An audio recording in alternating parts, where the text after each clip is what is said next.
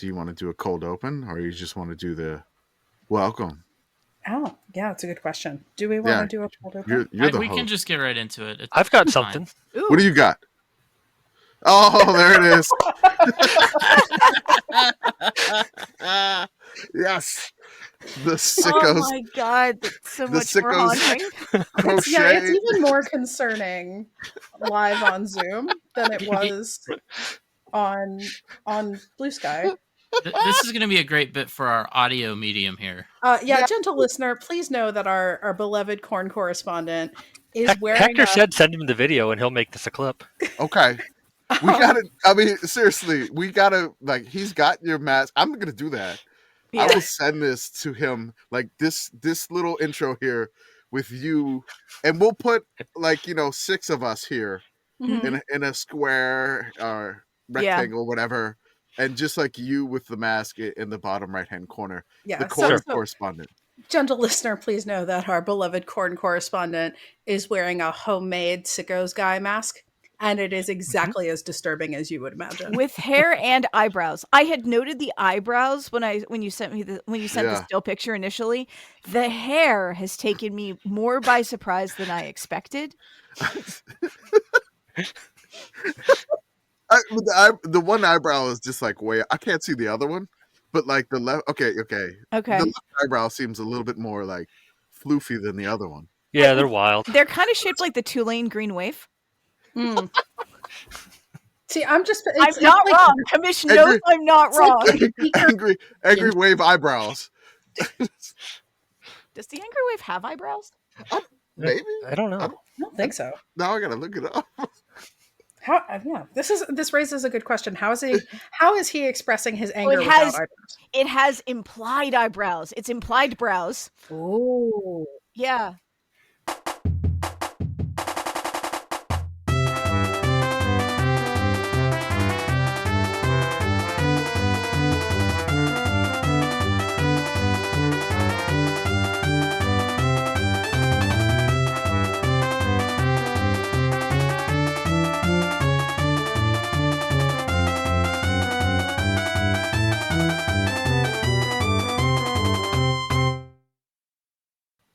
Welcome, everybody, to the Sickos Committee podcast. Tonight is the evening of Tuesday, January 28th. I am your host for this evening, Obnoxiously Pitt Girl. Alongside me, I've got a full crew tonight of several fun folks, including, as usual, Commish and Beth and Arthur on the ones and twos. Jordan is not available tonight, but instead we have 2 Andrews. We have Andy, corn correspondent. It's and 2. And twos. And twos. 2 and 2 furious. So we have Andy, corn correspondent, and Andrew, rugby correspondent, special guest. We're going to start with you. Andrew, how are you doing? I'm pretty good. Excited to be here. Thanks for having me. We are thrilled to have you. Corn correspondent, how are you? It's Tuesday. Happy Tuesday. Hey, that's my bit. Well, yeah, but you're host now, so I'm taking your bit. Beth, how are you? So in my day job, this, because of weather and holidays, is the first 5-day week that I will have experienced since my first week on this job. Oh no, disaster. What a bad idea. It's the worst idea. It's the worst idea. Commish, how are you? I'm good. It's been, apparently it's still Tuesday, because it's been a week already.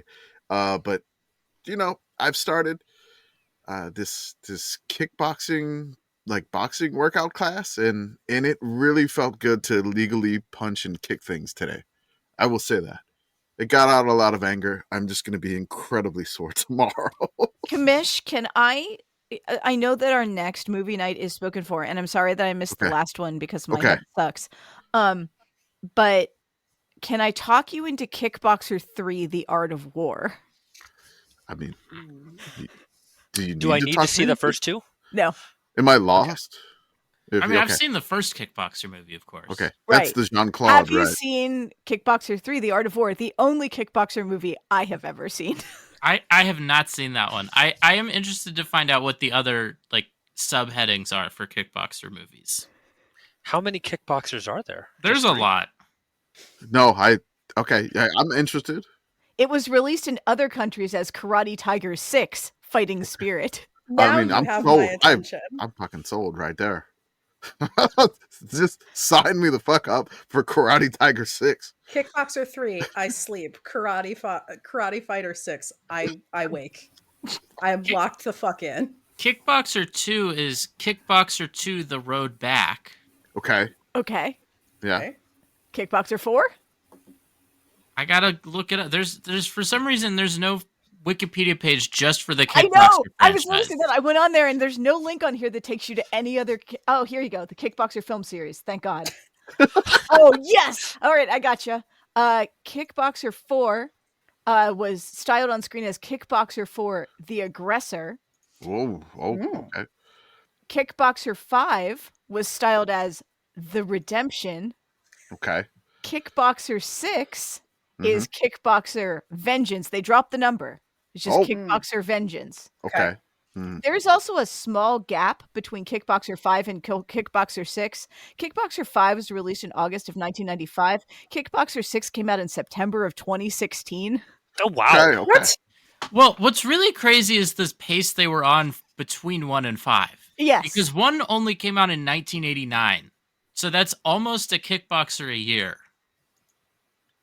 The last one must be really good if it took them that long to produce it. So then we've got Kickboxer 7, which is Kickboxer Retaliation. And friends, I am here to tell you that like we should probably be buying our tickets as soon as possible because of the upcoming film release of Kickboxer Armageddon. The 8th film in the Kickboxer franchise. Coming soon to cinemas near you. I'm just choosing to believe that in this Kickboxer movie, they have to go into space and destroy a asteroid by kicking it. That's probably how they do it. There is a tremendous chart on the Kickboxer franchise page that shows you who was in the Kickboxer movies. One moment while I send it to myself so that I can send it to myself.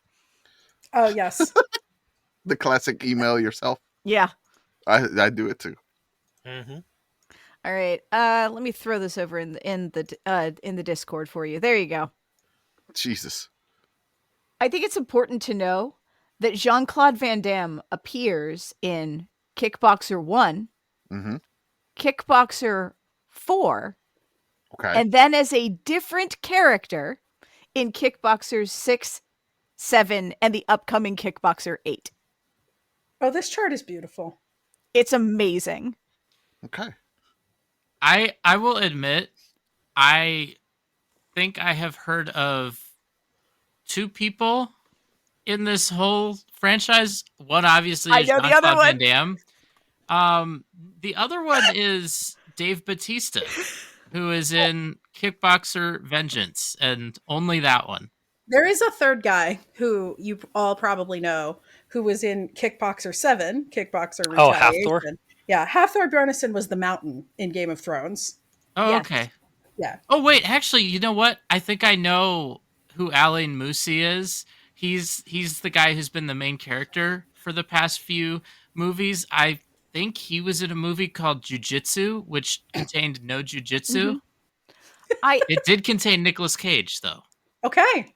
I know that the Casey Stengel that is in Kickboxer 2 cannot possibly be the manager of the New York Yankees, Casey Stengel, who's one of the most famous people in baseball ever because he was dead by the time they made this movie. But it's still my headcanon that he is absolutely in this film. So we've got Casey Stengel, not that one. Yes. Wonderful. With that, I think it is time to move on to our next segment, because that's what you come to the Sickos Committee for, organized segments. But now that it is the off season, we are bringing back a bit. We remembered a bit. Yeah, we're bringing it back. I can't believe it. Yeah, right? I'm so proud of us. We did this. remembered something. The What is Coming Up and Why Should I Watch It? Or the WICUWISWI is back. It was the WICUWISWI. WICUWISWI. WICUWISWI. Anyway, it's back, and we have brought on special guest rugby correspondent Andrew to tell us all about Six Nation Rugby. So, Let's Andrew, go. please take it away. All right. Well, so I'm guessing anybody saw the sevens rugby from the most recent Summer Olympics. Yep. The Blue We Sky love seem to rugby be really jumping on that wagon, which is great to have people being exposed to the sport for the first time. The Six Nations is a full rugby union, so 15 players per team rather than 7. There's a third type of rugby called rugby league, which is 13 people on a team, which we don't have time to get into the differences. So we'll just stick to the Six Nations. So 15 aside, games are 80 minutes split into two 40-minute halves. And the goal, if you watch sevens, is to get the ball into the end zone, essentially. It's usually easiest to explain rugby in American football terms because American football and rugby are related. One descended from the other. So you'll see hints of You're welcome, rugby. Football's rugby heritage way up the line is still visible in the Oh, sport. it was the other way. So, Sorry. Yeah, rugby came first. Yep. In the late 1890s, early 1900s is when it really started to split, especially with things like the forward pass that are not present in rugby. So anyway, I digress. And I tend to do that. I ramble and digress. So feel free to herd me back onto the point. You are on the right podcast for digressions, my friend. Great. You are in a situation where there are no sheepdogs. I wish you the best of luck. Well, that's dangerous. As I said, there's 2 40-minute halves. The goal, in its broadest sense, is to get the ball down the field and into the end zone. If you can do that, it's called a try. That name comes from way back in the day. That was only worth 1 point. Getting it in the end zone was only worth 1 point, and the conversion was worth 6. A lot more emphasis was placed on the rugby football, the foot part of football. That has changed over the years. Rugby's been around for 140, 50 years, whatever it is. So it's evolved as all sports do. So it used to be called a try because you got to try to kick it. That was the goal. You wanted to do the kicking. You earned the right do the kicking. You earned the chance to try and kick it. Yeah. So it's called a try. Okay. These days it's worth 5 points, the try is, and the conversion is worth 2. So again, like a football 6 and 1, it comes out to 7 if you get both parts. So you'll see a lot of rugby scores look a lot like a lot of football scores. Because the other way to score is there's 2 more ways to score that are both worth 3 points, where we get a field goal in American football. You can drop kick it, so release the ball, have it bounce, and on its way back up from bouncing on the ground, if you kick it straight through the uprights, it's worth 3. This Doug is Flutie also famously still did technically one. legal in American football, yes? It is, yeah. Doug Flutie pulled one off about 20 years ago or so for the Patriots. And the other way to score 3 points is there are 2 levels of penalties. There's a minor infraction and a major infraction. And with a major infraction, you get a free kick. And then you get to put the ball on a tee, and if you can kick it through, that's 3 points as well. So, 7-3, 14-9. Like, you'll see a lot of scores that'll feel very similar to what you're used to watching in football. So that's the basics, the very basics. We're not talking about the differences between the two like styles of play. This is the constant motion version, right? It's not the 4 down version, correct? Correct. Okay. So great point. Like I said before, there's league, which is 13 aside, and This is union. This is 15 aside. This is constantly the ball is, except for for resets and stuff like that, like throw-ins and stuff on the side. Yeah, side out. Sorry, exactly. I apologize. No, it's a throw-in. You're right. Yeah. But yeah, so you can have the ball 30, 40, 50, what we would call downs at a time. If you hang on to the ball, it's yours. There's nothing making you give it away. It's Army up to the would be defense really to take good it. at this. They would be really good at this. Yeah, there's definitely some teams that specialize in just, not even 3 yards in a cloud of dust, just 1 foot at a time. They will just grind you to a fine pace, and they're just machines. Just move it 2-3 feet at a time, and if you can't stop them, you can't stop them. There's no downs coming to save you. Like you said, in the other version, there are 6 downs in league, and generally that is on the 6th down you kick it away, because if you don't kick it, it's a turnover. There's a punt. Difference. There's punts there. Different from the punt is that ball is live though. Yep. In league, so you can recover your own kick. It doesn't have to be touched by the receiving team first. Which is fun. A certain distance. You could always try to sneak through the lines, and instead of like pitching it forward, you could like kick it forward to yourself, which is incredibly dangerous, but it's very exciting. It can be, yeah.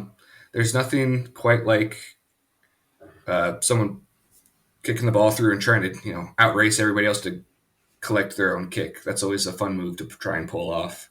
That's wild. I've tried it plenty of times. Never really mastered that skill though. I usually put a little too much mustard on it and didn't quite get there. Yeah, because you want to kick it far enough. A lot of hang time on that one. Well, not necessarily. You got to balance. You could do the dribble kick and run, which is fun.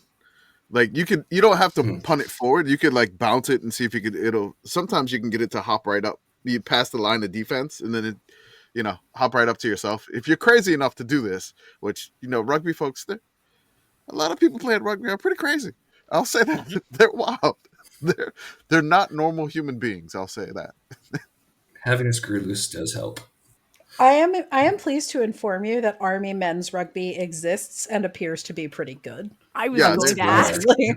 They are good. I think I don't know who won the collegiate championship of it. I know the Ivy Leaguers. They have good teams. Cowls had a good one. I can't remember who actually won. Dynasty. Yeah. They won. Something like 20 really national championships in the last 30 years or something. They're just a powerhouse. I mean, like their colors are like perfect as like the rugby stripe jersey too. It's like the blue and the navy blue and the yellow. It's a great look. Yeah, Cal has very traditionally been a very big rugby powerhouse, especially since the 70s and 80s. A lot of American international players come through the Cal system, or at least have in years past. As the sport has grown in America, you're starting to see players come from non-traditional rugby backgrounds. Former football players was a big pathway for a while there. But now, kids are starting, in middle school playing tag or touch rugby, play it through high school. I know people that have gone to college specifically for rugby now these days. There's a viable path, at least one that's growing. I see it roughly like soccer was 25, 30 years ago. It's not a big sport in this country yet, but you can see that there is a path where it can potentially grow into something, and kids are starting to make that choice younger and younger every year. Like me, I started in my 20s because there wasn't anything youth rugby for me to do until I was an adult. I like the idea of former football players going into rugby as the rugby equivalent of the Australian punter. Like, that's great. Here's this guy. He used to do something else that's kind of close. Ta-da! Yeah, the tricky transition that a lot of people end up getting tripped up on is the right word, but it's a much more fluid sport. In many respects, it's very different from soccer. But in the sense that, like, if your teammate pulls forward, you've got to fill in the gap he just left. And there's 15 moving parts at a time that have to work in concert. It's not, I'm going to split out wide, run my post. If he throws it to me, great. If he doesn't, we come back and try again. It's much less, don't get me wrong, there's specialization in every position on a rugby field, but it is, you have to know more about everyone else's job. You're never going to expect, a DB to end up in a 3-point stance over the, right tackle or whatever. That's just not going to happen. You might send them on a blitz once in a while or whatever, but you're much more in a box in rugby or in football than you are in rugby. You have to be more fluid, and you're playing both ways. There's no break. There's no offense on, defense off. You turn the ball over, you got to instantly flick that switch in your mind. I'm playing defense now. And so you have to, if you're a tight end, you might not have tackled anybody since like Pee Wee football, or if you're a D lineman, when's the last time you carried the ball? But now you got to be able to do both. So American football, in so many ways, at first glance, I should be able to do that if I did that. But there are a lot of hurdles in making that transition. What if every play was pitchy, pitchy, woo woo? It's kind of like that. Yeah. It's a lot of fun. I really enjoy watching it. I used to do it in college. I used to watch it. I used to watch, God, what is it called? I think it's the National Rugby League, where they would play in like Australia, and there was like one team in New Zealand, I think. And it was like basically their top teams. They would play each other, and it would take place at like 3 a.m. Central Time when I was in college, and like we would just watch this incredible amounts of like just wild, insane like Aussie rugby with like I can't remember the New Zealand team.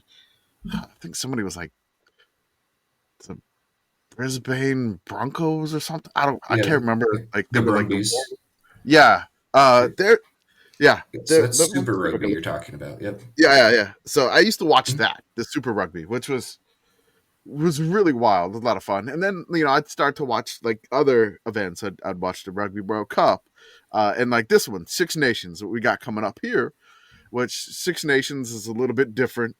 There's I think there's 6 nations involved. Is that correct? Yeah.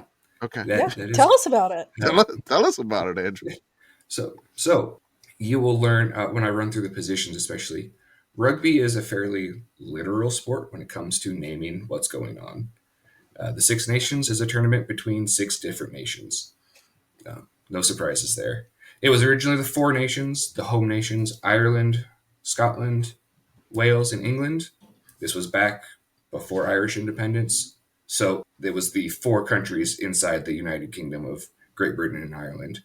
Each of the constituent countries had its own team. They would play a round robin every spring. As the sport grew, they brought in France. I can't remember the dates, but it was the 5 nations for a long time. And then in the 90s, they brought in Italy to make it the 6 nations.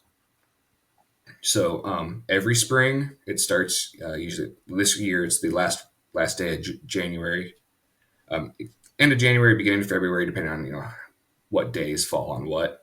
Through 6 or 7 weeks into March every year. It's a five game round robin. Everybody plays everybody else. Most points wins. Every year, some of the teams get 3 home games and 2 away games. And then the next year, you have 2 home games and 3 away games. So if Ireland is hosting England this year, next year England hosts Ireland. So it alternates every year who's got home field advantage. And like I said, it's a round robin throughout the 5 versus the 5 other countries. Something I'm going to point out that is kind of unique to rugby is the situation of the Irish national team. Yes. So if any of you follow me online, I'm an Irish historian. I've got a degree in the history of Irish sport, actually. I focused largely on the period between like 1880 and 1920. And if you know anything about that time in Irish history, it's we'll go with tumultuous. As opposed to all the other times, but also yes. I like that. A little tumultuous. Yes, it's that compares to the very chill time and the less chill times. The less chill time. Ireland, a notoriously chill place historically. Look, I'm going back to when Jordan did the graphic at the beginning of the year saying like, and then he left the little part of Ireland a different color after like Georgia Tech beat Florida State for the imperialism. Yeah, that caused a bit of a stir. And everything was fine forever. Everything was fine forever. We definitely did not start a minor international incident. No, not at all. Sickos Committee Geopolitics. And so this is ground where we tread fairly lightly. I don't need to have to bust out my degree to like squash any beefs we accidentally start online. But when the Irish Rugby Football Union, the IRFU, was formed, it was part of what at the time was the Great Britain and Ireland, the United Kingdom. So it covered what was considered Ireland at the time, the entire island of Ireland. Scotland had its own governing body, the SRFU. Wales has the WRU, Wales Rugby Union, and then England, because they're England, they just called themselves the Rugby Union. They don't need to be, that feels right. They don't need to put England in front of it because, of course, they're the default. See also the Times of London. Is England the Ohio State of rugby? Who can say? The rugby union. The Ireland rugby team. Yeah. Ryan O'Day. Okay. O'Day. All right. So, Brutus O'Buckeye. No. Not at all. All right, I gotta stop. There's a couple of Notre Dame fans that are just getting increasingly They are agitated. so mad right now at me. I'm sorry. You can fight me if you meet me. If you wanted to keep Ireland, I mean, win the game. I don't know. Let's continue. So, back on the rails, folks. The rugby team did not split with partition. It continues to represent the entire island of Ireland, comprised of Ireland and Northern Ireland. So there's no political split like there is in the geopolitics. And that's different from soccer, where there is a Northern Irish soccer team, a Republic of Ireland soccer team, and then Scotland, Wales, England all have their own soccer teams. In Ireland, for rugby, one team covers the entire island.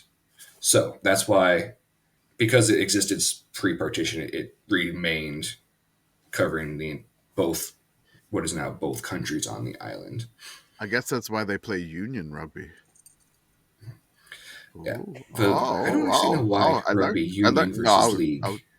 I was trying to say they were unified, but So yeah. This also raises an important question for me as a student of Irish history myself. What flag does the Irish rugby team use?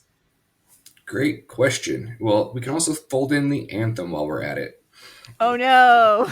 Oh, no. So, in rugby, they have their own flag specific to the rugby team. It is a green rectangle with the 4 provinces on it, and then like a central. I can see it in my head.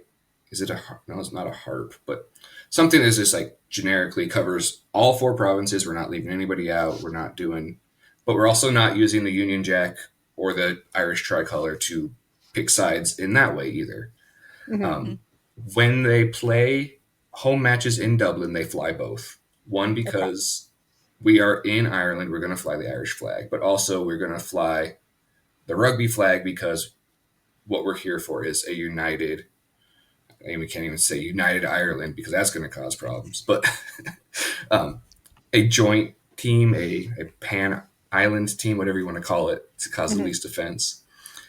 So when they have home matches in Dublin, they fly both matches. They sing 2 anthems as well. They will sing Ábhar na Fiann, the Irish national anthem, the warrior song, and then they will sing Ireland's Call, which was written in the 80s, I think, the 70s, fairly recently anyway.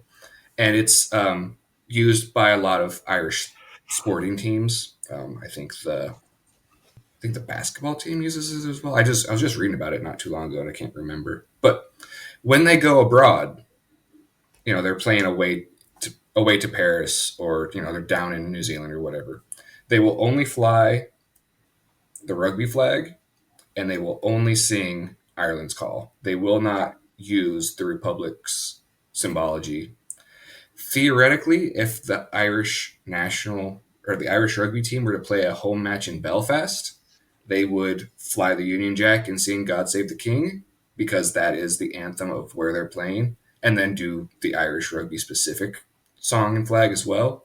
But I couldn't tell you the last time Ireland played a rugby match in Belfast. I don't know the last time it happened, if it's ever happened, because matches are 90% of the time in Dublin.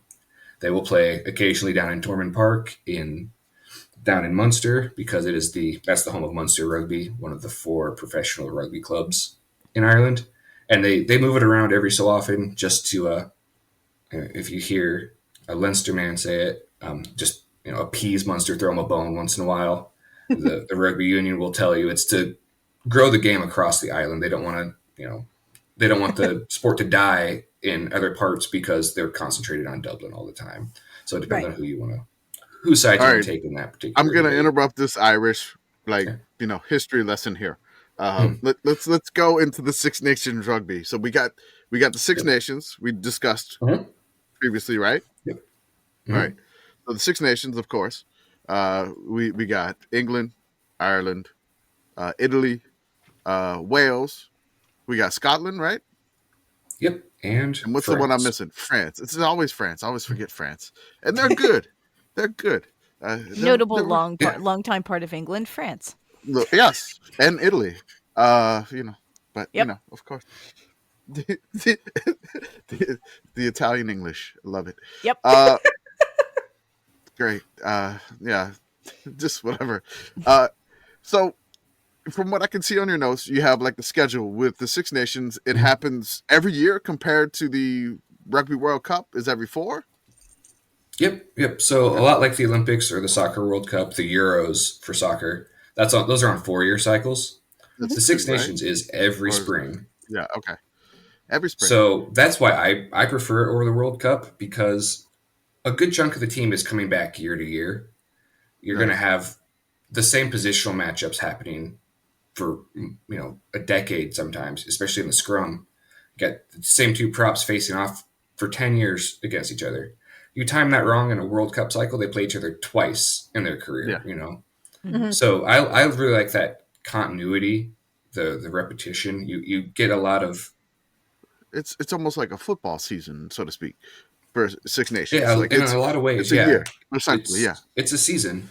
Yep, it's an annual season. And there's a men's side and a women's side. The women's teams have been coming on in the last 5-ish years. There's been a big push to fund the ladies' sides more, air them on TV more, stream them online more, even acknowledge their existence. When I started playing, you never heard about the ladies' teams. Just they were there, but paid absolutely no mind. Rugby can be especially in the home nations, a upper class good old boys, kind of elitist enclave, especially at the upper levels of who's the chairman and the boards. People making these decisions are old school, back in my day kind of guys. Thought that there was not a place for ladies to play. It's an unladylike sport. They should not. This is for manly men, sort of chauvinist leanings, and they just never gave the women their due. Never funded them. Never, if they want to play, fine, go do it over in the corner where we don't have to think about it. And over the last 5 years, they've really stepped up funding and airing the ladies' side. England is far and away the best ladies' side in the Six Nations. France isn't too far behind. And that comes down to the fact that they have a professional women's rugby competition. They are professionals. This is their job. And, Ireland is lagging behind. France lagging behind. They're coming up. Italy's still lagging behind because they don't have the professional infrastructure. This sounds a lot like women's soccer. Yeah. So you go you literally teach elementary school Monday to Friday, and then go play an international rugby match on Saturday, recuperate on Sunday, and go back to work on Monday.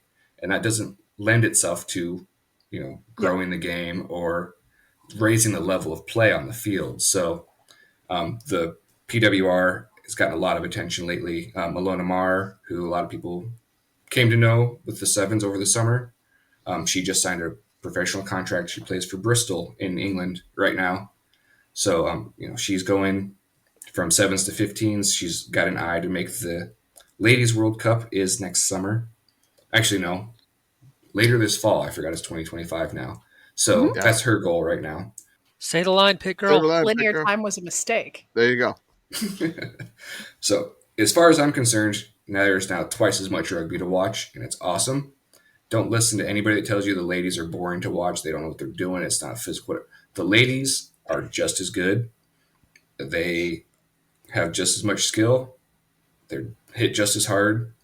It's I hear a lot of WNBA sucks. You don't watch it. No, this it's sounds like different. Every trope about every women's sport. That's okay.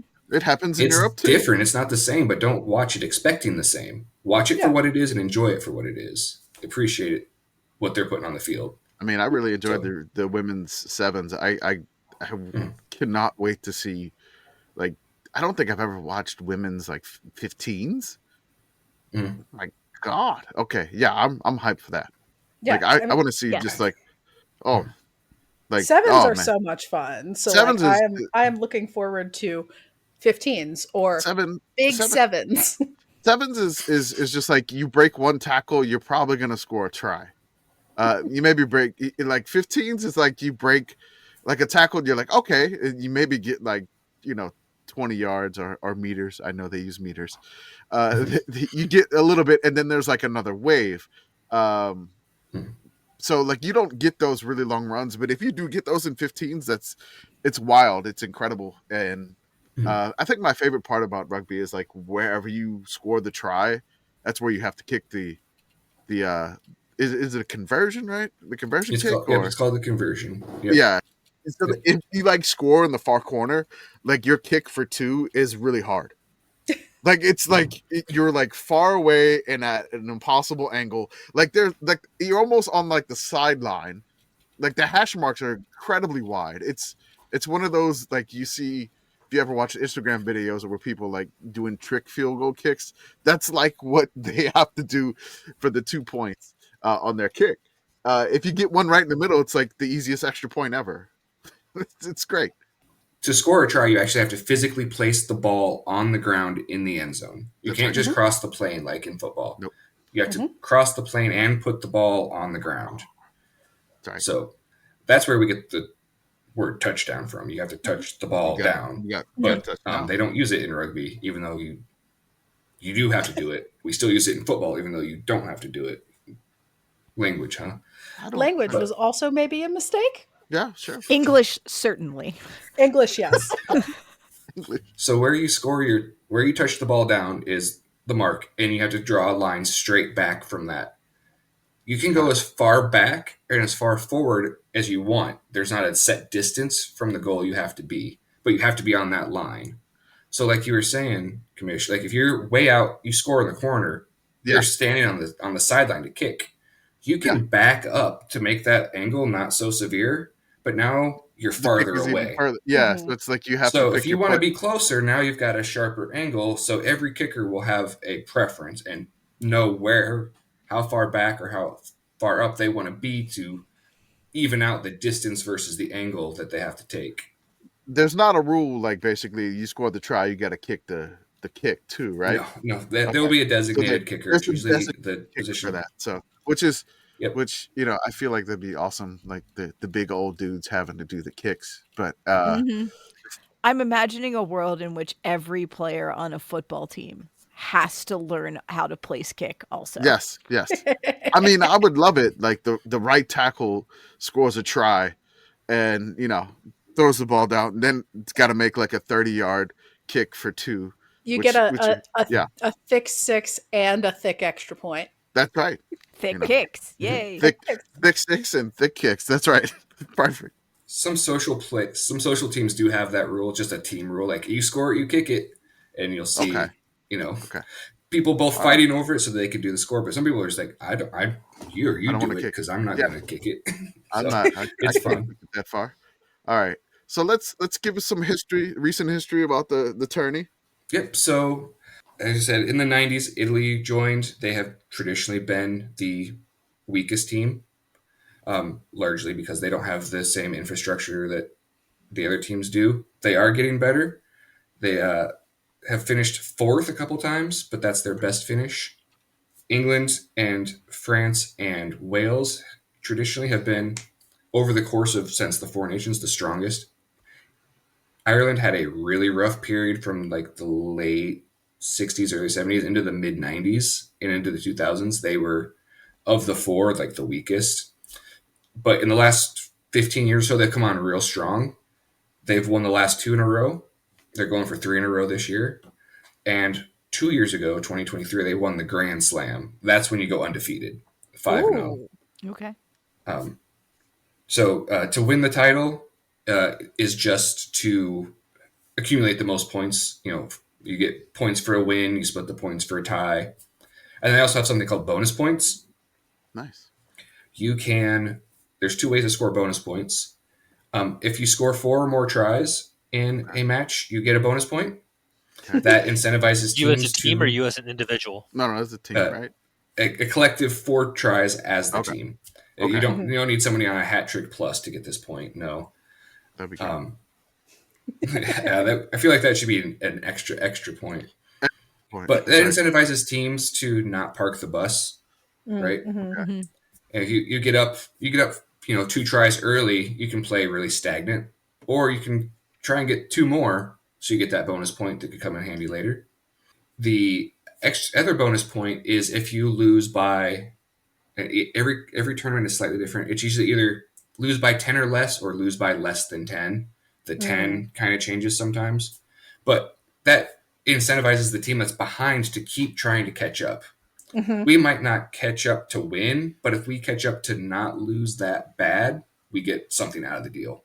Because if you're down 20 to 3, like, you could just say, screw it, it's not worth the effort, we don't want to get anybody hurt.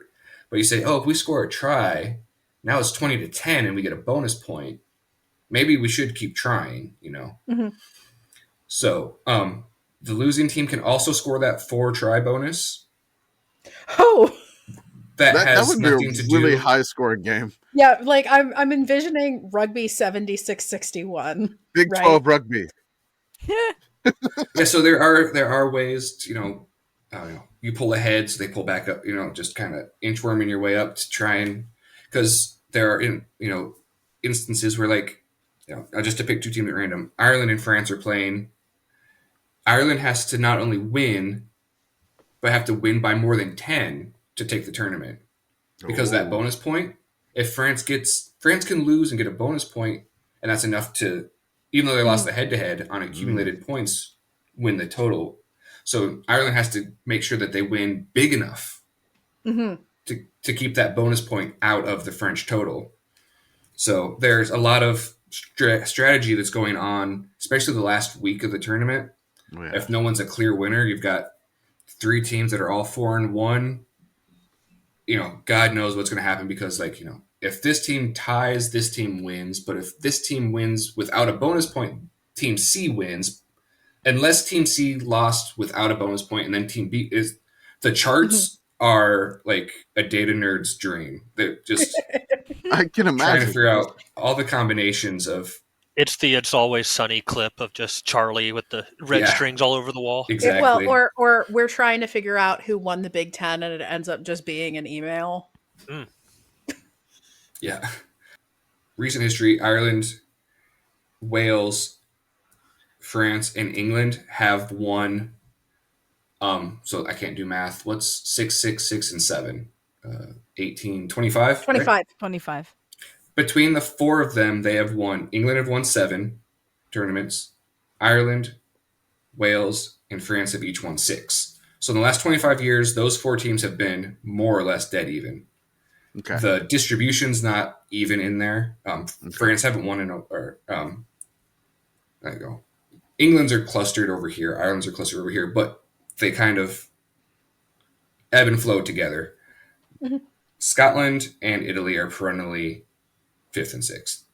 They might finish fourth, they might finish second, third, but neither one of those ever won the Six Nations as it exists currently.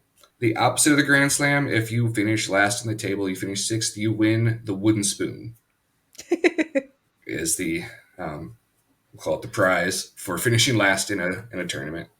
That's a Big Ten ass trophy. It is a Yep. big time trophy. I don't If think anyone's it's written a used for poem cooking about chili that. though. Oh, how big is the wooden spoon? Is this actually It's a an orb? metaphorical wooden spoon. Okay. Oh, It is. I don't think there's a physical wooden spoon. Say, Ah, Beth, least not as our for the Six resident Nations. laureate, you could write a poem about it. yeah. oh, apparently there are a number of wooden spoons, but Okay. I did find a picture.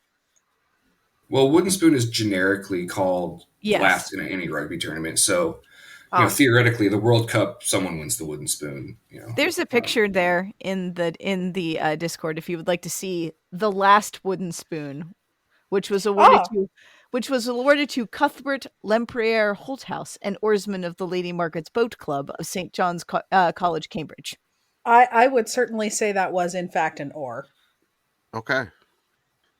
That's what I make gumbo with.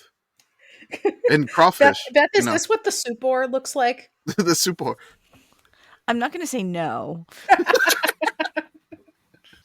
So that said, what are we expecting kind of this year, right? Like I said, Ireland's going for a three-peat, one of which was a Grand Slam.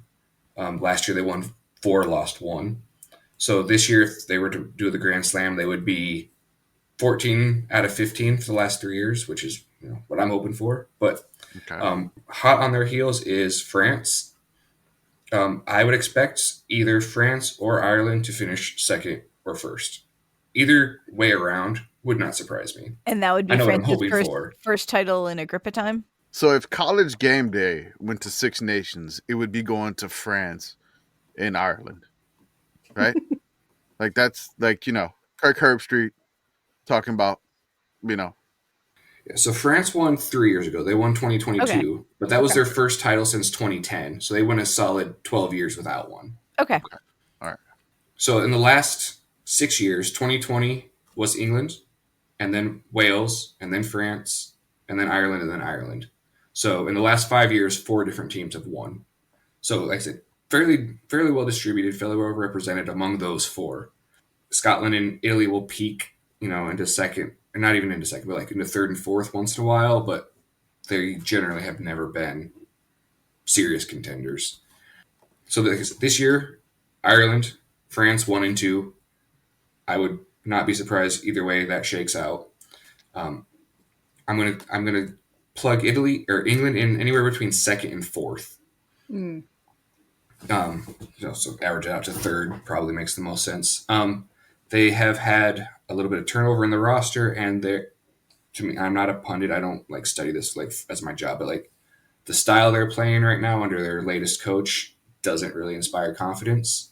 Mm. So they'll beat Italy, they'll beat Wales probably, but if they can pull off 2 good games against Ireland and France, then yeah, maybe they can win the whole thing. But to do both, I think, is a bit of a stretch. They might pull one or the other off, but I don't think they can do both. I don't have the schedule up in front of me. Of those 2, I think one's home and one's away. I would imagine they lose the away game, win the home game. It wouldn't surprise me. Scotland, I'm going to put anywhere between third and fifth. They're not going to be the worst team, but they're not going to contend. They'll give teams fits and ultimately fall a little short. Scotland, are you Pitt football? Scotland sounds like Pitt football. I'm not up on my football very well, but from what I know, that's not the world's worst analogy. So, like I said, they've got talent, but just can't make the full run of the tournament. Man, I got Pat Narduzzi in the kilt. Pat Narduzzi in a kilt? Yeah. That's a mental image we all need. Oh. You're welcome. Okay. What would be the Scottish version of the, coleslaw and fry? I mean, actually, Scotland is also known for its fondness for frying things. Mm-hmm. Okay. All right. Mhm. Yeah, It works. they'll deep fry just It about works. anything. That's perfect. So Relatable. Listen. Italy, like I said, has been coming on strong in the last couple of years. They've got a lot of good young talent coming up. They had a really, I don't want to get too far in the weeds. They had a great academy system going there for a while, and then they cut back the funding, and it's starting to peter out again. But for that time where they were funding the academy really well, those young players are starting to come through and make impacts for the national team. Like I said, fourth is their best ever finish. I wouldn't be surprised if they can do that again. I wouldn't put them up to third. Fifth is most likely. Fourth would involve beating somebody that they would probably be considered an upset. But I don't think they'll finish last because I am sorry to say for any Welsh listeners, not very big on Wales this year. They have a lot of injury trouble. I looked up the roster before we started. I recognize far fewer Wales players than I have in a year in a long time. They've got Warren Gatlin back as the manager. This is his fourth or fifth stint as the Wales national team coach. Yeah, I see your face. He does great for 2 or 3 years, and then goes take a big job somewhere. He leaves. Wales starts to dive. They say, "Oh, we got to get Gats back." So he comes back and lifts them back up, and they just kind of do this up and down, yo-yoing. He's like rugby's Barry Alvarez. I was thinking yeah. about Rutgers. Oh, and Schiano. Schiano. Yeah, Yeah. the Greg Schiano So- of rugby. The thing with Gatland is he plays a very specific style. His teams play a very specific style. So, especially if you don't have the personnel to play that style, it's not going to turn out well. And to that end, Ireland or Wales have lost. Depending on how you want to talk about it, I'll put an asterisk by the 2. They're 2-11 since the World Cup at the end of 2023. Those 2 games that they did win were against the Barbarians, which is a worldwide all-star team. So it's an honor to play for the Barbarians. To be called to play for the Barbarians is a big honor in international rugby.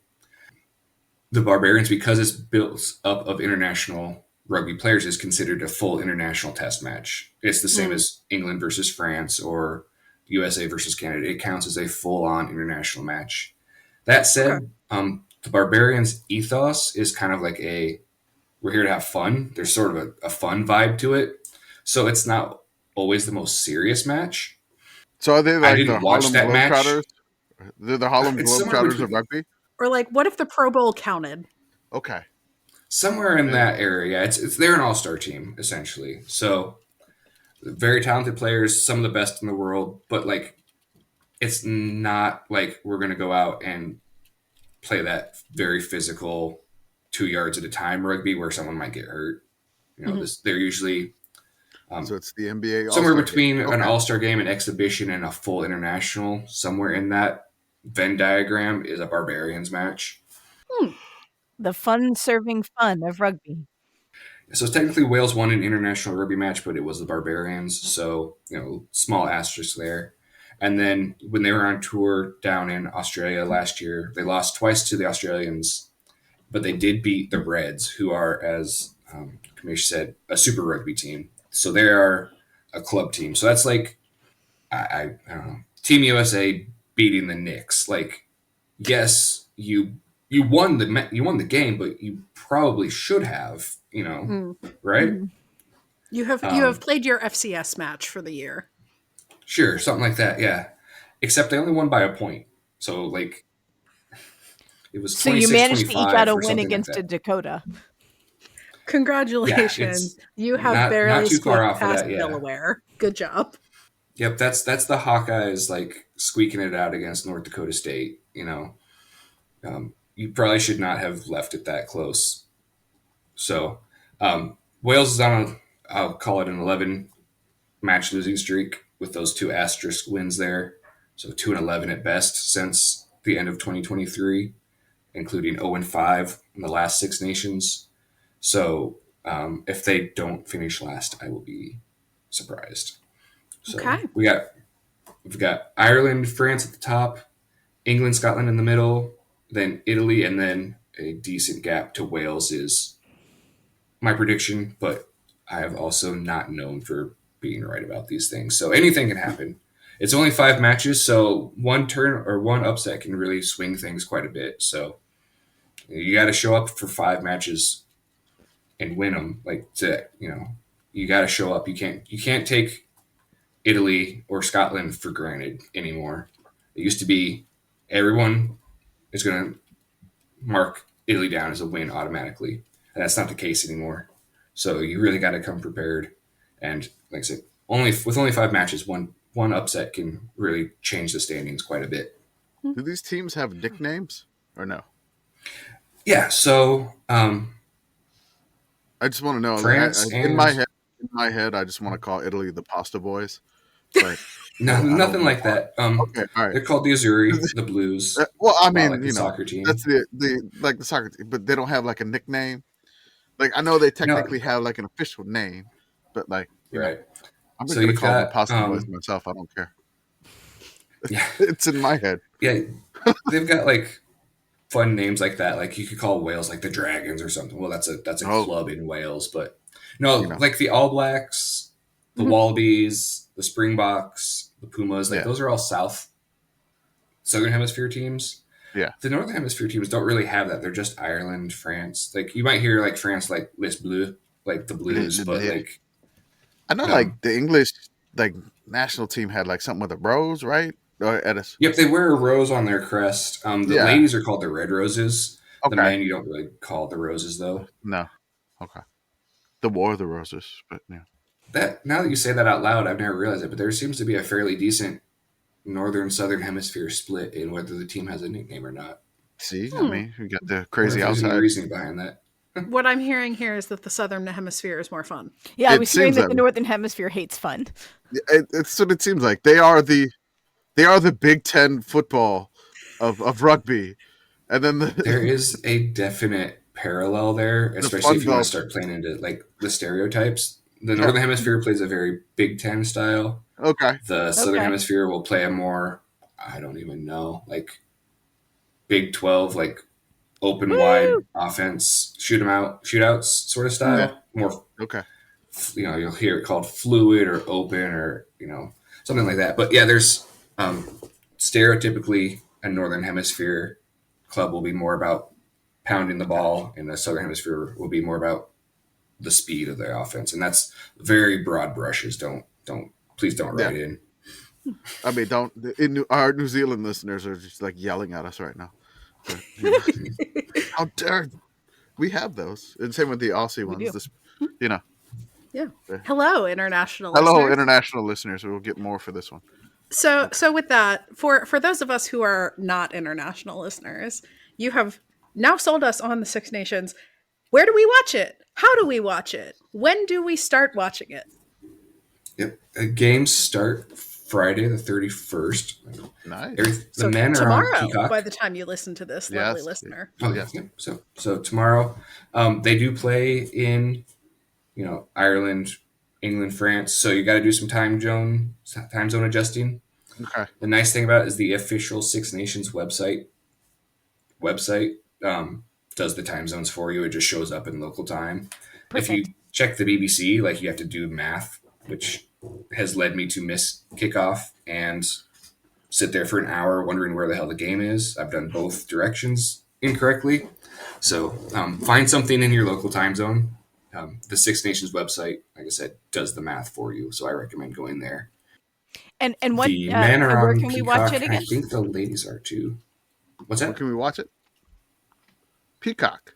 On the Peacock. Okay. On Peacock. So first match is Friday at 2:15 Central. Yes. Okay. France versus Wales. Yep, Wales away to France at the Stade de France in Paris.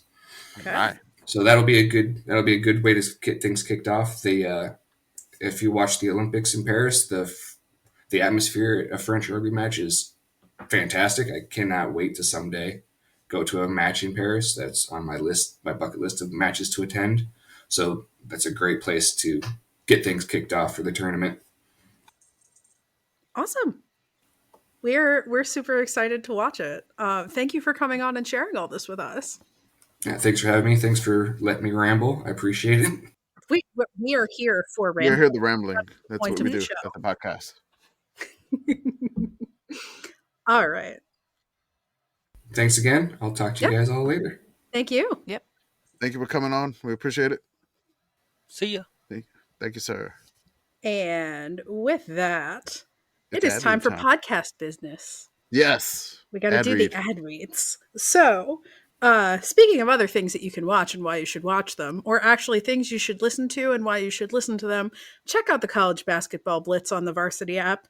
It is coming. It'll be back again. None At some shall know point. the hour, but No, we'll we tell don't. you. We'll let you know when it happens. But We'll tell you. And you can listen to all the college basketball things that are happening on some probably Saturday. Mhm. And they'll jump you around and stuff like they do for football. It's great. No? Commish, you look like a loading icon. We're good. We're good. Okay. Keep going. I'm sorry. I was Okay. just I was vibing. I got some music going on in the headphones, so awesome. I'm All jamming right. here. Yeah. Check out our link tree and our Twitter and Instagram and Blue Sky profiles because we have discounts for you. We got all this good stuff. We got coffee and tea and all these things you can try for a discount that also helps us have money to do things, which is cool. We also have the Patreon and Discord where you can participate in our rankings debates and chat with us and see the things that go in the Discord while we're recording and all that good stuff. And we have paywalled Substack posts and paywalled podcasts and all this other stuff that you can do and listen to and hang out with us if you subscribe to the Patreon and buy us a cup of coffee. And we do like coffee. If you are a subscriber to the Patreon already, or the paywall Substack, you can listen to the full audio of all of the coaches that we interviewed. It is up there.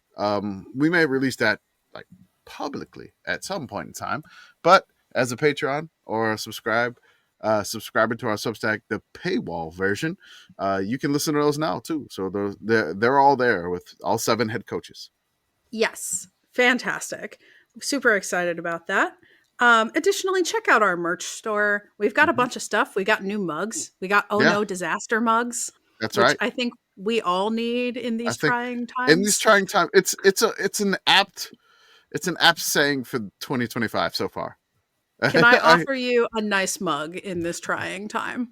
I have to admit, I'm kind of hoping that Ireland loses really badly in the Six Nations Rugby, so I can make a graphic that says, "Oh no, oh disaster, what a bad idea."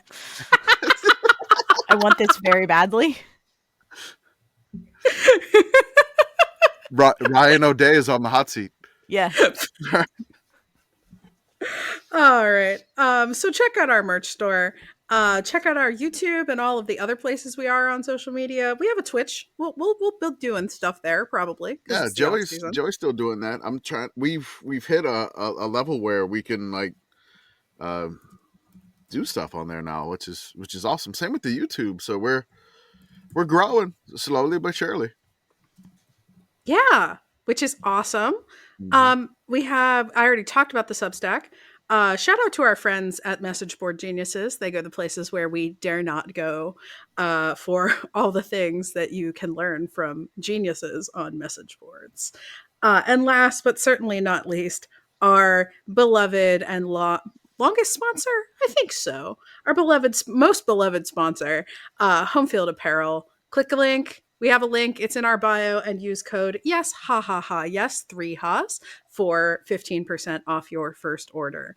But if you're listening to us, really honestly, why you probably bought something. You probably bought stuff already. And shout out to those really awesome new hockey jersey sweatshirts that they got coming out. Mm-hmm. The only thing I have to say about that is Home Field, why not Pitt? Why not RIT? Please? Put Pitt in. I mean, Pitt does not have a hockey team. Auburn doesn't have a hockey team either, and they are getting a hocky jersey. But they have an Arizona State one. I kind of want that Arizona State one. I need to Arizona State has hockey. I need to consider buying it. I need to. Okay. So with that, we're back. We've got some just some like random college football stuff to jump through before we send you on your way, gentle listener. And first and foremost among those for me is the Pop-Tarts Bowl made an announcement today that made me very happy. They are allowing the general public to purchase the sprinkle quarter zips. I can get a sprinkle quarter zip. And they also have polos. And Beth, they don't look boxy. They don't? They have a women's Pop-Tarts polo. This is what they say. So let's see. The women's custom polo for 65 American dollars. Oh. Comes in the iconic Pop-Tarts sprinkles print. It is 92% polyester. Okay. 8% spandex. Ooh. I have box questions at this point. However, I am told that the collar keeps its shape and prevents bacon collar. Bacon Per their collar. website. I'm not kidding. This is a direct quote. Prevents we don't like bacon collar. We don't like that bacon collar does get annoying. It does. However, this thing is UPF 40 to 50 plus. Oh. So if you look like me, which is to say translucent, on the Irish rugby helpful. team. Yes. No, I mean, maybe. I guess I've never worried about UPF of a shirt. I've never been burnt through a shirt. How much time have you've you never spent in lived. Florida? Have you ever? Okay, no. I've been to Disney a couple times. Okay. I did burn through a shirt once. It was a memorable experience. If you're ever like golfing or out somewhere like in the South in the heat and you put on this, this is what like, you buy, you see all those people wearing the Columbia shirts, the Columbia, like, the mesh shirts or whatever. Yeah. They're all like that. So it's you don't want to burn through your shirt, man. Yeah, it sounds terrible. It's not fun. I didn't know that was the thing. So here's my question about this shirt. Okay. Because it says 3 things from the bottom before they sell you that it's tagless and you can machine wash it, which I appreciate. That's a good and important thing to know. They explained to me that it is designed to transition throughout the day. So is the quarter zip. Can you It's a formal polo. Explain. Day to night. This is for your day to night looks, Beth. Those Pop-Tart things that shirt every woman after needs. dark. Pop-Tarts after dark. Oh. This tart has popped. No. No, honey, the Pop-Tarts polo stays on.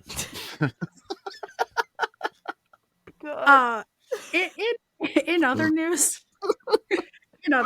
the University of Nebraska at Omaha's basketball team announced this evening, or actually we learned about this courtesy of friend of the show, Matt Brown, that Nebraska Omaha's basketball team is participating they are hosting a basketball game on Saturday, February 1st. So the day after tomorrow, as you listen to this, gentle listener. And as part of this, they are doing their own version of 7-Eleven Bring Your Own Container Day, in which you may, I'm just going to read from the press release. That's a good idea. Quote, Omaha to host men's basketball Bring Your Own Can promotion on February 1st. Mavericks embrace first place men's basketball team locker room celebration during historic 9-game win streak. Omaha, Nebraska, January 28th, 2025. Omaha Athletics announced Tuesday a one-time promotion for fans who attends the men's basketball game at Baxter Arena on Saturday, February 1st at 7 p.m. Central versus Denver. Bring your own garbage can. Listener, please know this is bolded and italicized. After each Omaha men's basketball win, associate head coach Kean Brown kicks, hits, or throws a trash can in the locker room, a celebration that has taken the college basketball world by storm during the Mavericks' historic winning streak as Omaha sits in first place in the Summit League. Fans will be permitted to bring 5-gallon, 5, or smaller plastic trash can, no lids permitted, to use as a popcorn container for the February 1st game. Savor, the Omaha exclusive concessionaire of Baxter Arena, will be providing bags of popcorn to fill up garbage cans at the 1908 concession stand for $5. So, if you wanted to go to a basketball game and consume 5 gallons of popcorn, I think we need to send the corn correspondent to this game. I think so too. Yeah. Okay. I've already decided I'm going. Okay. Fabulous. Do you want me to try to get your credentials? If you could do that, that'd be great. Okay. I'll see what Otherwise, I can get a ticket for like $13. What's the turnaround on a Sitco's branded trash can? I have a Cricut. Ooh. Cricut? I don't know how you pronounce it. I think it's cricket. Criqui. Quickly. So I can make one. I'm gonna go with the Celebration Bowl sponsor on this one. Cricket. But yeah, I have one. I could easily brand a trash can. And and at this point, after seeing your headgear, I have no questions about your DIY game. My mom made that headgear. Yeah, it's amazing. I could not have done any better. I have a mental image of you in this mask with the branded trash can. See, I was thinking the corn mask. In the stands at the game. I was thinking the corn mask. That's fair, but also imagine Sicko's guy with Sicko's trash can just there in the stands. I could bring both, actually. Yeah, and you'll have a trash can to store them in. Ooh, under the popcorn. Mm-hmm. Of course. I got to dig through the popcorn to pull it out. Perfect. How many masks does he have? And this game is on Saturday? Mm-hmm. Yep. Okay. I can 7 see if p.m. I can... Central. So for those of you who do not live as close to Omaha as our beloved corn correspondent, there is still time. Omaha's an easy airport to get into. Okay. I think a trash can counts as a carry-on. State College to Omaha. 5-gallon garbage can. Are you going to bring one? Do you have one handy, or are you going to go buy one? Probably want a fresh one. I think you'd want a fresh one. Yeah. I was like, I don't have a 5-gallon garbage can. I've got 5-gallon buckets, but no, I'll go get a garbage can. Can you get like a? Okay. Yeah, that's good. Okay. That'll work. We'll do this. Okay. I've got some Sicko stickers. I'll probably bring those too, so people can find me. Yeah. Join the Stickos committee. Stickos. After you get stickers from us. Yeah. Commish, I hear that you would like to shout out Club 990,000. That's right. Shout out to Club 990,000. This is the odds from Circus Sports to win the college football playoff in the upcoming season. Shout out to Club 990,000. Of course, these are all the teams in FBS that have 990,000 odds essentially to win the college football playoff. So I want to shout out to all these teams. Read off favorite teams, because I'm going to mention ULM right off the top of the bat. Mm-hmm. Again, got to mention them. Who's some of your favorites in Club 990,000 here? Hi, Marshall. How's things? We got the Hilltoppers. Got to go Big Red. Big Red there. Okay. Hi, Temple. I look forward to receiving more emails from you asking me to attend football games this fall. Did all the Owls in Club 990,000? Yep. Kennesaw State's there. Kennesaw State's there. Rice. Right. Temple. We're missing an owl. We are missing an owl. Oh. Is there now? FAU is at 500,000. Oh my God. Okay. Hey, look at that. Okay. So we only root for the 990,000 Club Owls. Shout out to New Mexico and New Mexico State. Ohio, the MAC champions, the defending MAC champions. The disrespect. I tell you what. This is UMass's year. They're going to run the MAC. I mean, make it to the playoff, win it all. Yeah, they're done. Also a member of Club 990,000. Shout out to Kent State. Love you, Kent State. That's right. Akron's there, of course. I love that all directional Michigans are here. Central, Eastern Michigan, and Western Michigan. Love it. We got a little directional Tennessee action in here. Yeah, I think the only Power 4 school in there is Northwestern. Yeah. I was going to say, Northwestern, what happened, baby? What happened? I want them to have a home playoff game at that Lake Stadium. I mean, we got to make that happen. Badly. Could you imagine? I know they would put it in Wrigley, but come on, give us the Lake. I'm telling you, I want, please, someone put a Stadium Series concert in Wrigley so that they cannot do this. Please. Yes. Winter. Please. Pearl Jam, Eddie Vedder. Go in there. Let's go. In the snow. Yes. Right. You can Bruce invite Springsteen is playing Chicago outdoors in December. Chicago is playing Chicago.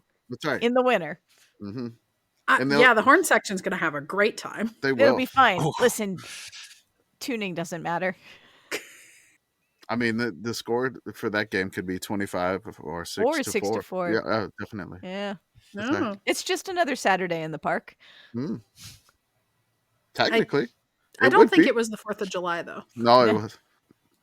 Someone left the cake I out would in the additionally rain. like to shout out our dear friends, North Texas.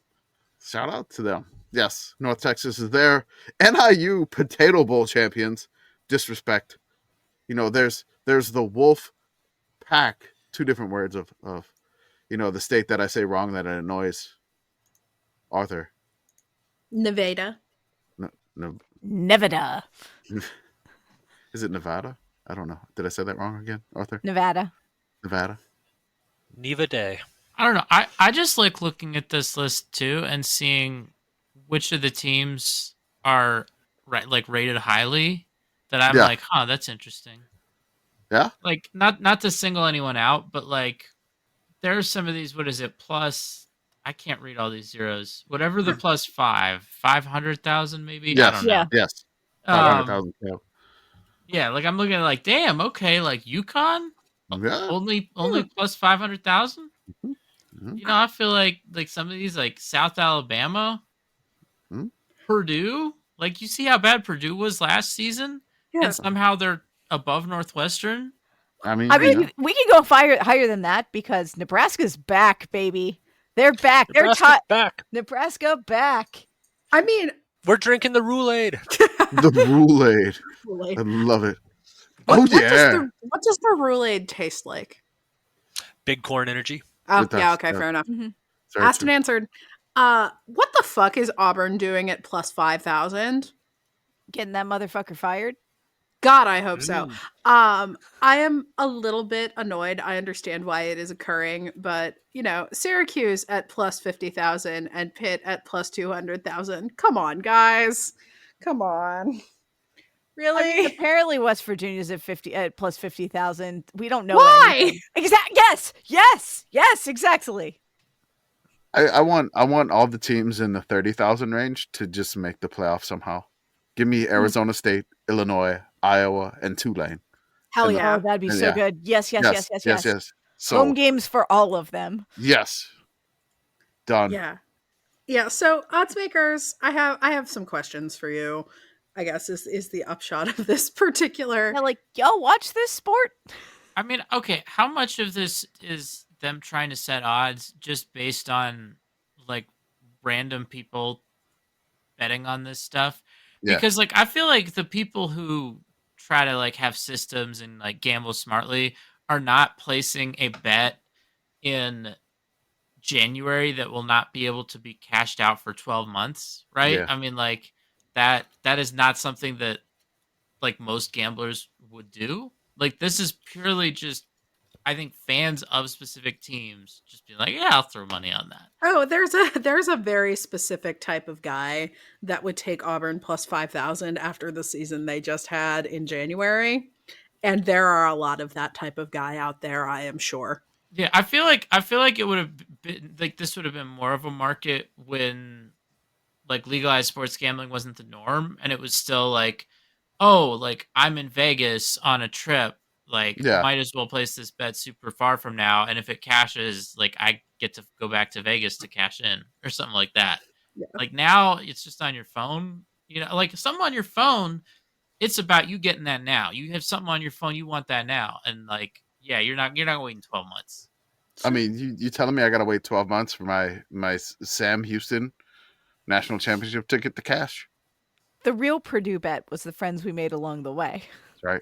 I, for one, believe in Troy. I'm going Western Kentucky. Louisiana Tech, you're here with ULM. You're locked in here with me. You're locked in here with me. And Kent State. That's right. Go. I love if we need to highlight games of the 990,000 club. I think we already do. Yeah, isn't that our thing already? That is our thing. Yeah, it's kind of our bit. Look, ULM and UTEP play each other this year, and it's in El Paso, and I kind of want to go to the Sun Bowl for that one if I can pull that off. We're just gonna keep a tracker of the dream still alive. As long as they're undefeated. The 909. We could do that. for sure. Oh, I wonder who was the ODU longest to the playoff. survivor out of under that metric. I wonder who the longest survivor out of this crop was this past season. And I say this because I think it might have been ULM. Almost They were certainly. 5-1. They were, I know. Their only loss was to Texas at the time, so they were still technically alive. And then they had the bye week. So I mean, if you factor in like 7 weeks or 8 weeks of the season, they probably were. I mean, NIU was up there, but they immediately lost as soon as they beat Notre Dame. I'm looking at all these teams. Kent State was no. I Western think it's Kentucky ULM. was kind of up there, but they lost to Bama early. San Jose State was the first team in California to be bowl eligible. It feels like that was correct. Okay. I would probably lean towards them and maybe ULM. There you go. Ohio won the MAC though. It's true. Yeah, so. Okay. And Marshall won the Sun Belt, but then lost everybody. Yeah. Having a normal one here. And then they had to be like, hey, we lost too many Partial people. bet on yourself. You can cover that fine. Yeah. It's true. It might open you up to some other problems, but theoretically, yes. Woo. They could have bet on the casinos in Every Shreveport. self-help book I've ever read says you got to bet on yourself. They could have been betting in Boomtown and Shreveport, but they didn't go to the Independence Bowl. See? It's true, Marshall. Only. On that note, we have a team that has found success to be somewhat costly. Oh, Yes. Worth it. So Vanderbilt is really having a banner year in sports that we would not normally expect them to be good at. They have, of course, we all know that they field stormed against Alabama in football and brought the goalposts to the sea for That's which true. they yearn. Yes. Additionally, Vanderbilt has since stormed the court after beating Tennessee, and then stormed the court again after beating Kentucky. And that adds up to $750,000 in fines, in addition to the $100,000 fine from the Bama field storming, because the SEC hates fun. Did they bring the basketball like goal to the sea too? Did they? Oh God, I hope so. Did they like wheel Yes, they tore down the hoop. They tore down the hoop. Did they get on a Werner ladder? the and official take ladder of the official NCAA ladder of tournament. The NCAA tournament. Well, it's just in the NCAA tournament. Where do the Nets want to go? Where what do do the the Nets wanna Nets go? yearn for? To the scissors. To the scissors. Okay, they want to be cut. The Nets long for the scissors. They long for the scissors. That's the same. They really don't. It doesn't. No. It's the worst game of rock, paper, scissors. I mean, would you just like steal the shot clock and throw the shot clock? You know. Yeah. No, you Yeah. take the possession arrow and just yeet Oh. it off a bridge. That's right. Stealing the possession arrow, like stealing a pylon. Mhm. Just getting credentialed to Okay. a basketball game and like being like, just gonna get my grabby little hands on the possession arrow and walk out with it. Yes. You know, I've watched college basketball since I went to college. Mhm. I still don't understand the possession arrow.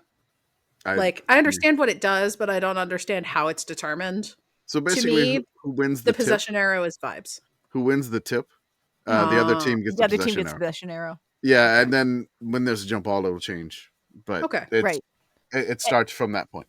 And if you look at the beginning of the game, the possession arrow is off. They don't turn it on until Yeah, the tip has That- occurred. that makes sense. I just never really thought about it. And so, like, to me, this is a piece of black magic. It's your reward for being bad at jumping. That's Yes. I really love the there's a picture of the Vanderbilt athletic director, Candace Lee, when they were up big on Kentucky, that earned them a $500,000 fine for that one, for the third one, essentially. She's like just begging students to not storm the court. She's doing the Justin Wilcox, like Please. disappointed dad. Like, please don't do this. The funny thing is, like, Vanderbilt, spending extra money on their program to become good. The only problem is now they're good and they're pulling off big upsets, and they're losing money because they're winning games. Vanderbilt has to have at least one donor that's like, I mean, you know I'm what? sure Fuck it. we're Here's gonna cover. $750,000. Just We're gonna sell a room of Biltmore. You'll be fine. Well, so here's what I would do if I was Vanderbilt. Okay. I would simply get so good that it's no longer an upset and it's no longer a big deal to beat a team at home. Okay. So That's this what is, I would do personally. So you would consider this right here. This is just like a speed bump on the road to Vanderbilt dominance. To the point where Only if people they wanted are to. storming the court because they beat Vanderbilt. Yes. Exactly. And then Okay. you get Mm. fine money. That's right. We Is got that how that works? This is awesome. They got to reverse the storming of the courts.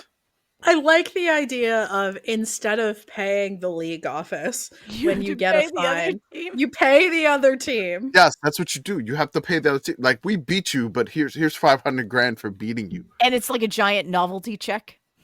I hope it is. I really Going hope it to is. Lexington with your giant novelty check and presenting Kentucky basketball with a check for $500 for the privilege of losing.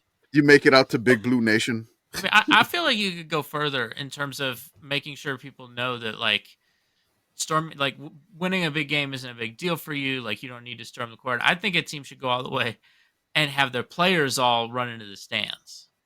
Okay. And crowd just, surf? Yeah, exactly. Okay. Yeah, I mean, crowd Blake Henson did an admirable job of demonstrating what that could look like against Duke last year, and it was great. He didn't even run all the way into the stands. He just stood on the scorer's table, and it was awesome. All right. We have one last piece of college football news. James Franklin and Penn State have made a new hire at defensive coordinator. They have hired Jim Knowles, best known as Ohio State's defensive coordinator and defending national champion. Seems weird, but okay. They hired him for $3 million a year. Yeah. Holy shit. Yeah, the number is wild. It's insane. What I'm hearing is Ohio State can't afford to keep him. Are they broke? They too poor. Well, they did say that they were like 37 million. They ran a deficit of 37 million this year. Is that before or after they get the Big Ten check? I don't know. Yeah. I don't know if money isn't real, right? Okay. No, money is clearly not real. Very much not real. $2.1 million to be the Penn State defensive coordinator. So they lost their defensive coordinator, Tom Allen, to Clemson. And then they just steal the defensive coordinator from Ohio State. Mm-hmm. Okay. Like, And then Ohio State gets the defensive coordinator from, I don't know. Like the NFL? The Eagles. Okay, sure. Because the Notre Dame defensive coordinator, Al Golden, went to the Bengals, the Cincinnati Bengals. So is it just like defensive coordinator coaching carousel season? Is that what it is? I guess. Sounds like it. I don't. Because Nebraska's defensive coordinator went to Florida State. Okay. Miami hired somebody's defensive coordinator away, I think. I can't remember who it was. Because they fired their defensive coordinator for giving up a lot of points. That's not losing. They did do that. Misplacing. Miami defensive coordinator. No, I want Miami Hurricanes defensive coordinator. I don't care about the Dolphins. A good choice. The Canes brought in Corey Heatherman. I don't know where he was from. That's a guy. Sure. Sure sounds like a guy. Yeah. Corey Heatherman. All right, where is he from? He is Sickos Committee Googles So things. he was at Minnesota last year as the DC. Yes. Then he was the linebackers coach at Rutgers for 2 years. Okay. Previously, James Madison, some time at Maine, Pace, ODU, Western New England, Northeastern. It looks like he is originally from Oxford, Massachusetts. Okay, so there you go. It is defensive coordinator coaching carousel season that we I guess we've not been paying attention to, but now we realize that's still going on. No. Funny how these things sneak up on you. Would you like a defensive coordinator for the low price of $3.1 million a year? I will take this moment to remind everyone that is looking for a defensive coordinator that we're cheaper and you get more of us. Yes. Yeah, true. I mean, well, we're still trying to get hired by the Saints because Mike McCarthy has turned down the Saints coaching gig, along with Cliff Kingsbury has also turned down the Saints coaching gig. So we may get hired by the Saints. What is Cliff even doing? Isn't he still drinking like Mai Tais on a beach in Thailand? He's the offensive coordinator of the Washington Commanders. Yeah. Not that one. Oh. The other one. Commanders. Okay. Yes. Yes. The football team. So, Pitt Girl, have you turned down the Saints coaching job? I have not. No. Commish, have you turned it down? No, I mean, I'm trying to get us all hired, like all of Alright. us hired. I haven't turned it down. Correspondent, have you turned it down? I would never say no to being that close to Etouffee. That's a solid decision. That's a really good choice. Arthur, have you turned it down? I actually did. I don't know if this is just me getting like older and more mature as a person and like working in a job that's real, because like okay, like think about working in a job that's real. I mean, I think This we is can not all real. agree Really, that the Saints job is coaching for the Saints children. is not real. No, it's not no, real. no, no. Children's So job. here's what I'm saying. Like, I feel like when I was younger, like if someone was like, "Hey, like you be the coach of a team," I'd be like, "Hell yeah!" Like I've played like NCAA football or something, and now I've kind of reached the point where I'm like, man, I mean, I assume I would get some good amount of money to be an NFL head coach, Oh yeah. but I feel like it would just suck. Like I would be unqualified, unprepared. Like I'd be in way over my head, and then I'd get fired, and then I'd have to go back to like my current career and explain why I hadn't been working in the industry for however long I had been the head coach of the New Orleans Saints. Like it sounds cool, but that's a weird answer in an actual job interview. So when you're like, yeah, I'm trying to come back to like IT from being the head coach of the New Orleans Saints. I don't want to have to deal with that. I feel like maybe you learned not quite the right lesson from the garbage picking, field goal kicking Philadelphia I phenomenon. know. I mean, okay, if I was an actual like 35-year-old garbage man, like that would suck to have to play in the NFL. Like, I mean, he gets a lot of head damage in the movie, right? It's true, he does. Oh, Beth, you had your thoughts. You didn't get to express your thoughts on the movie because you didn't. Do you want to just like finish off like just what you got to get out? I know you like wrote a whole bunch of essays to us, but can you say what you had to say about that for that movie? You want all of it? Yes, go right. through it, and we'll just laugh. Why is that? Why is everyone from Brooklyn in this movie? No one sounds like they're from Philadelphia. Everyone sounds like they're from Brooklyn. Fuck Yes. Vetsfield. This is a correct position that this movie holds. Vetsfield was terrible, and it is good that it is gone. Fight me, Philadelphia. It's important that you place your Eagles pillows where they face the camera so that we know that the people in the living room are rooting for the Eagles. The coach looked like the coach from Coach, but he wasn't the coach from Coach. He was a different guy. It's normal for a kid to just have a thermometer, right? Like, Yes. Kids just have thermometers. Thermometers Yes. are a thing. They're just hanging out in every kid's room. That makes perfect sense. The pilot guy never explains that he's trying to like belly land the plane. He just makes it sound like he's very bad at landing planes. Like, yep, we hit the runway at, like something hitting a brick wall at 400 miles an hour, and then it was silence, and everyone clapped. Like, I just assume you're a terrible pilot. Be a better pilot. I assume that's Denzel from Flight. That's what I assume. That's that situation. That's fair. City rats are the worst. Yes. One of my former cats took down a Philadelphia city rat at one point. It had gotten into my apartment. This was serious business, and it was similar to the size of the cat. Hell yeah. Shout out to your cat. Former cat was amazing. Yeah, I have not misplaced this cat. This cat has gone to the great rat hut and beyond, but yeah.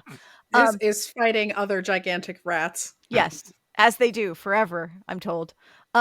It was excellent product placement to have the 101 Dalmatians with Glenn Close available in as many shots as possible in this movie. Synergy, Disney. I was pleased to see that this is a garbage man who was auditioning for a job by littering, which is, I'm given to understand how most garbage men probably have to audition for jobs. It's also a fair amount of job safety, so that's a good idea. I think I had the treadmill that he uses in this movie, where the coach yeets him into a wall. And at one point the facial expression that the doctor makes when he gives the whatever vaccine he's giving to Tony Danza in this movie is really upsetting. I rewinded it like 3 times to try to figure out what he was doing, but it was very it was like a stranger danger expression. And I don't know what his motivation was in that moment as an actor, and I was upset. So bad Disney, no snack. I love the fact that every time he kicks, while he's doing his tryouts. It's the exact same special effects pretty much that they use in Rookie of the Year. Mm-hmm. It was like Rookie of the Year, but for feet. And yeah, fantastic. I wanted to know, Pitt Girl, would you do a kicker tryout if it meant that you had to eat 3 lobsters? Absolutely fucking not. No, I would not. Next question. All right. Even if you're going to make this team? No. Nope. Okay. How is everybody's hair in this movie awesome while they are laying in bed? It's a great question. Like, we are beautifully coiffed, and it's just like, I get up off the pillow and my hair looks as if someone has styled it. You all can see me right now, and my hair looks like an excited plant. If I try, like, I don't understand. The second my head touches a pillow, all of a sudden I look like I got in a fight with 8 tumbleweeds. And it made me very angry watching this film that is not the case. I also love the fact that this guy's mantra is it's just a game when his father is threatening to cut off Kicker's feet with a buck knife. It's Yes. just a game. Yes. It's just a game. It's just a game. It's just my feet. Yeah. Amputation's no big deal. No big deal. I see you, Notre Dame fight song. I don't know what you're doing here, but I see you. Generic fight song. I didn't I know that they commented on the fact that, like, here he is in a linebacker's face mask. When was the single bar face mask taken out of football? Before this. Okay. It had to be. I don't know exactly when, but there is no way it was not before this. Yeah, that was very, very wild. And I was also trying to figure out how much force it would take to bend the face mask the way that it gets bent after he gets the lookout drill. Yes. Oh, very much force. A whole lot. Many force. So Wikipedia says single bar face masks were officially banned in 2004. Oh, Wow. Holy Okay. shit. So it is plausible he could have had it. Sickos Committee was wrong about something. I don't know if people were wearing them up until then, Probably but yeah, not. they were officially banned in 2004. You got like Okay. one really old guy who refuses to give up his single bar helmet. Scott Player was the last professional player to wear one, finishing his career in 2009. Okay. I didn't He had the grandfather rule. I did enjoy the subplot of this movie where this movie is a huge movie about temperance. When you ask an entire NFL team what they want to drink and everyone very loudly responds, Diet Coke. Yeah, I don't know what that was, but okay. And in a later scene, Tony Danza explains it, like, no, it's okay. No, it wasn't Tony Danza. It was the hefty fella who's like, drinking never solves any problems. The Yes. NFL, pro temperance. Don't listen, Budweiser. What do you call like a spaghetti western that is not like they pull out like the ba-da-da-ba-da-ba-ba-ba music, Yes. but it's about ribs? Mhm. I think I think you might call that going to Amarillo. Okay. A Memphis Western. Okay. A Memphis Western. Perfect. This was in Texas. It was about at the point where he's doing an eating competition and beating the largest member of the team in a rib eating competition. I was trying to decide if this was the lowest or highest point of Tony Danza's career.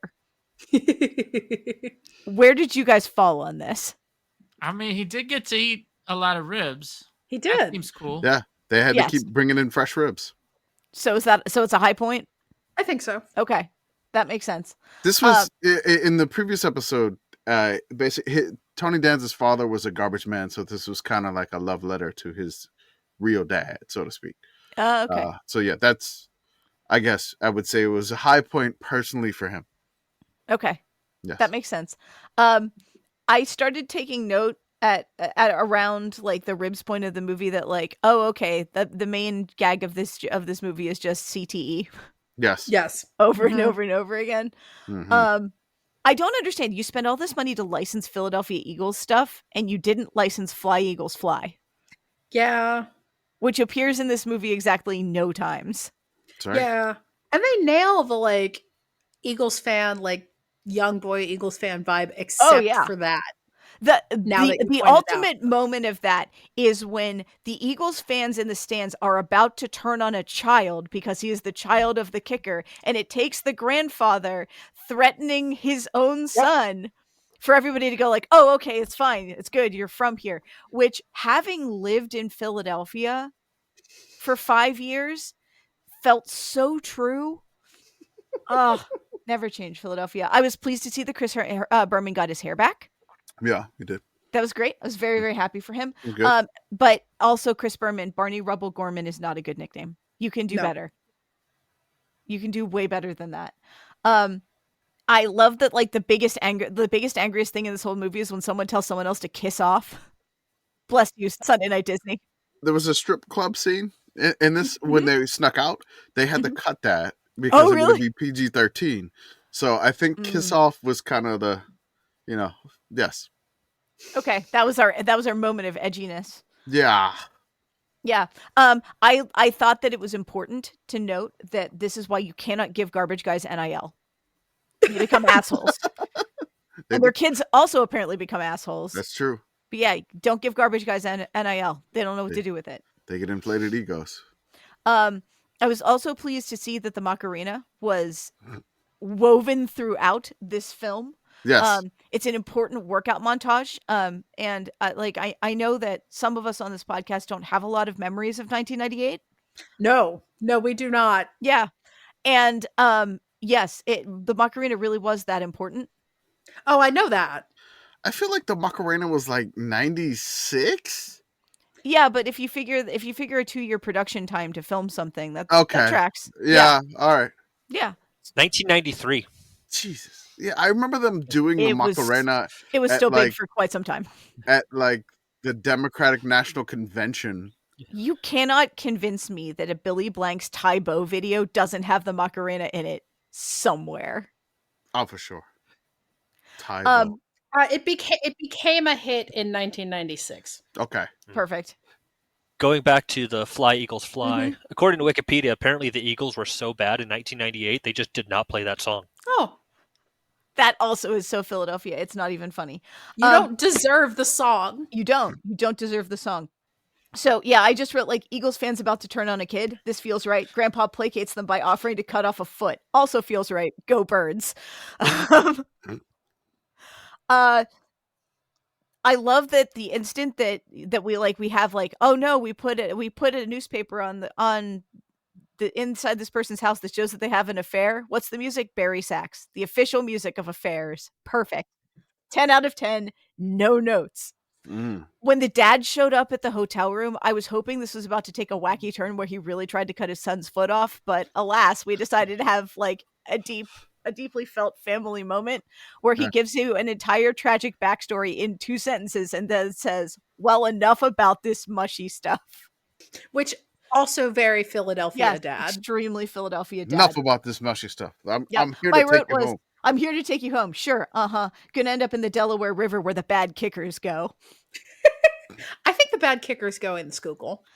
The angriest I was at this movie, and there were several points where I was very angry at this movie, was when they decided to say, like, okay, it's basically a Christmas game. We're going to be out here in the cold, and at no point do you throw snow at Santa. Disney, the degree to which you didn't understand the assignment here is maddening. You are monsters. Anyway, LOL CTE and don't dig footballs. The end.